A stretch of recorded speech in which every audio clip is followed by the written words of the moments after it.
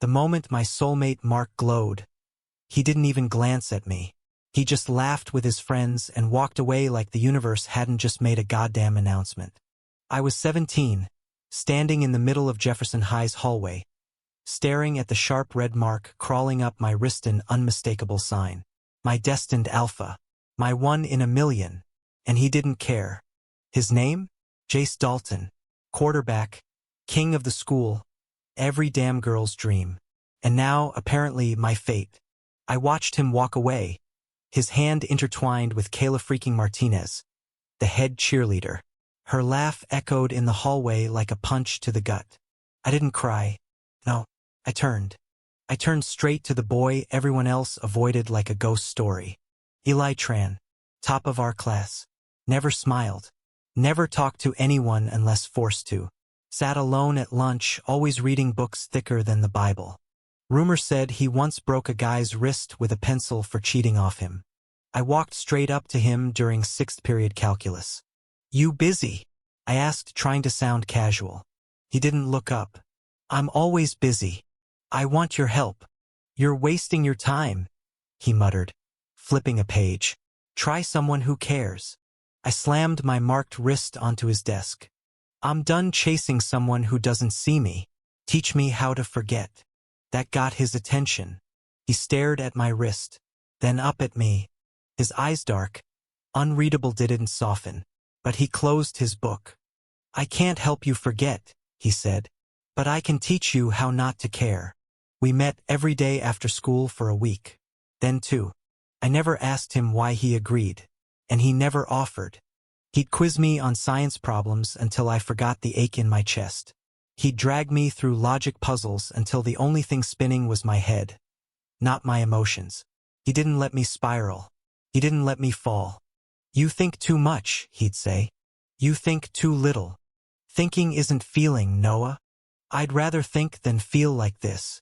We never talked about Jace. Until the night I broke. It was raining, cold. Like the sky knew I needed to fall apart. I found Eli in the library, where he always was.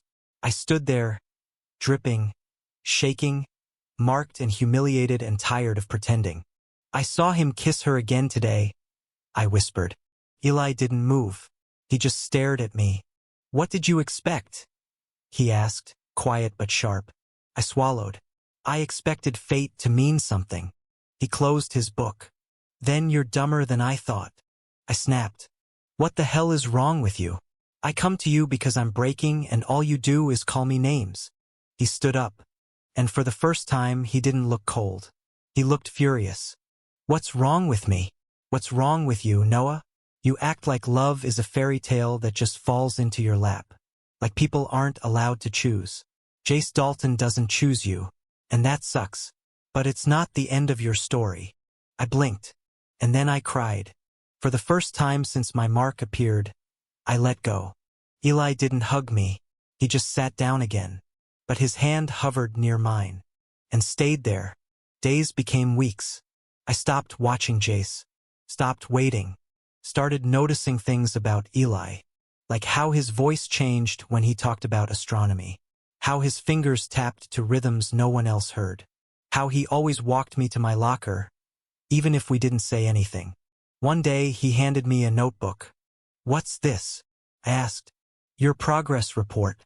You're 87% over your obsession." I laughed for the first time in ages. "You track that?" "I like numbers." "What happens when I hit 100%? He looked away. "You stop needing me." Something in my chest twisted. "I don't want to stop needing you." He froze. It was quiet. So quiet I could hear my own heartbeat. Then he said, so low I barely caught it, "Good, because I don't want you to." Homecoming came. Jace and Kayla were crowned, of course. I sat in the bleachers, watching the glitter fall, the cheers echo. I felt nothing. No longing. No heartbreak. Just peace. Eli stood beside me. "They look happy," he said, tone unreadable. "They're not my happy," I replied. He turned toward me. "Do you still believe in fate?" I looked at him and took his hand. "No," I said. "I believe in choice." He held my hand tighter. The mark on my wrist faded slowly. That happens, they say, when the bond isn't returned. When it's one-sided. But another mark grew in its place. Not glowing. Not magic. Just a scrawled name in blue ink. Eli. In his handwriting. Right over my skin. He gave it to me the night we kissed for the first time. In his room. Books everywhere. Moonlight slicing across the floor. "You'll forget me someday," he whispered, lips barely brushing mine. "Not a chance," I whispered back, kissing him like it was the only thing real. "We're not perfect. We fight. Sometimes he shuts down. Sometimes I overthink. But we try. Every day. And I finally learned something fate never taught me. Love isn't about marks or destiny. It's about the people who stay.